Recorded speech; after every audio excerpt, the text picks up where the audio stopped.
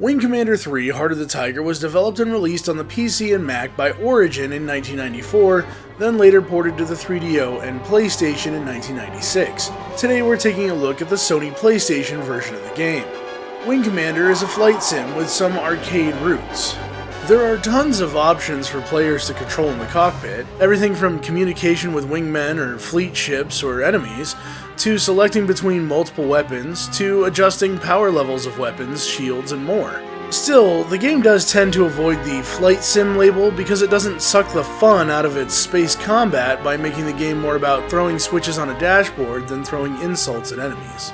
Speaking of enemies, you're battling the Kilrathi, a cat-like alien species that's making their first live-action appearance in this third installment of the series. In fact, everything is making its first live-action appearance, as this was the first game in the series to jump from hand-drawn sprite sets to live actors portraying characters on digitally matte-designed sets. Players control the outcome of story-based decisions by following dialogue trees, and whether or not you complete your mission objective in the flight portions does matter from a story perspective. It was a remarkable achievement at the time, and despite a lot of video compression, I feel it holds up quite well from a storytelling aspect, but we'll come back to that.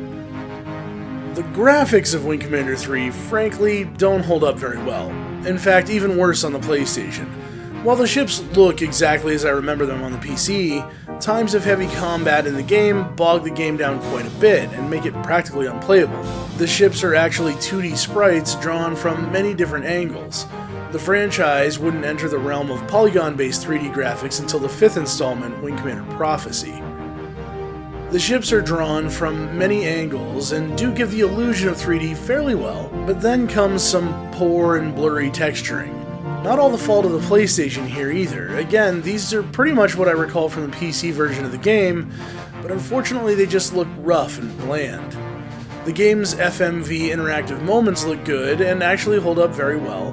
The PlayStation didn't need to compress the video to lower quality as I suspected it might have to do.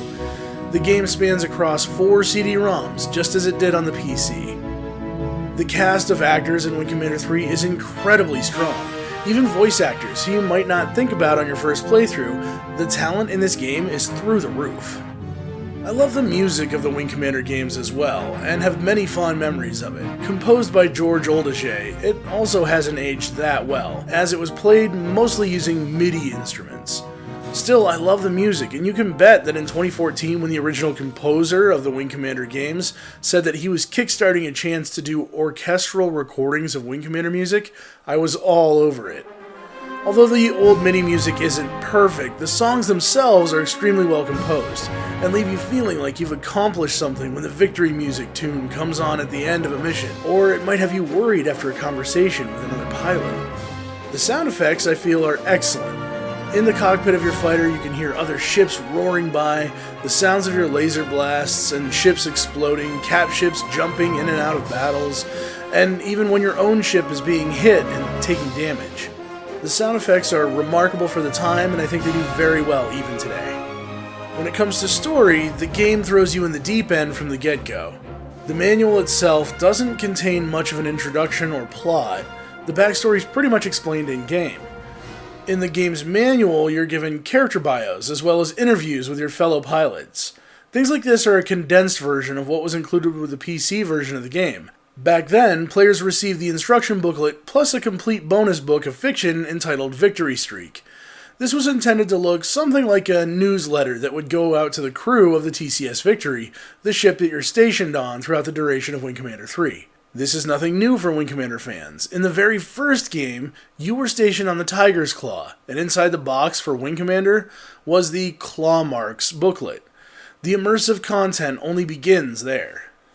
As you start up the game, you're quickly shown a few pilots and led to understand that one of them is Angel, the love interest of Colonel Blair, the game's protagonist. These pilots have been kidnapped by the Kilrathi, and their fate is yet to be determined.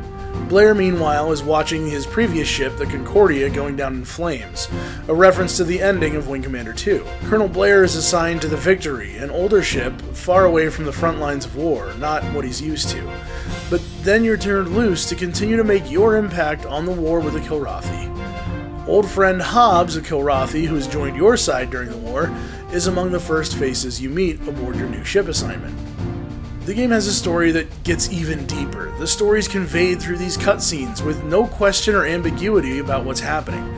The clear-cut choices you make determine the future of the Victory and her crew. I specifically chose the PlayStation version of this game because it fixed a bug found in the PC version, a bug which explains some things that have always plagued PC players and made them wonder about certain events in the game which I don't want to spoil. I wanted to at least capture footage from a few more very impactful scenes before editing this episode, but I was able to resume and replay a few missions and had crashes like this happen at least 3 or 4 times while trying to record footage. So I ended up eventually throwing in the towel. But that doesn't make Wing Commander 3 a bad game. I still consider it one of, if not my definitive, favorite game of all time. If I had to choose just one. Maybe I'd stick with the PC version, but if you're looking for an immersive tale that has a great depth of backstory that you could dive into with the older games, and lots of room to grow on you, as well as more sequels that tell new stories with many of the same characters, the Wing Commander franchise has it all. Even if the graphics aren't great, the gameplay holds up. It's fast-paced, frantic, fun, challenging, and you're going to be calling for backup from your wingmen when you get overcome with our story so far. Hey everybody, thanks for watching episode number 98 of Our Story So Far TV. Like I just said, Wing Commander 3 might be my favorite game of all time. Gun to my head, if I had to choose one, this game is always on the top of that list. How about it? Did you play any Wing Commander games when you were growing up? Do you know anything about the franchise? Leave a comment down below. If you want to engage in longer form discussions, feel free to hit me up on Twitter, @NewAngel, that's NUANGEL. We're inching ever so closer to episode number 100, so just remember there's always stuff here for you to binge watch. A new episode will be out next Friday. Until next time, take care of yourself.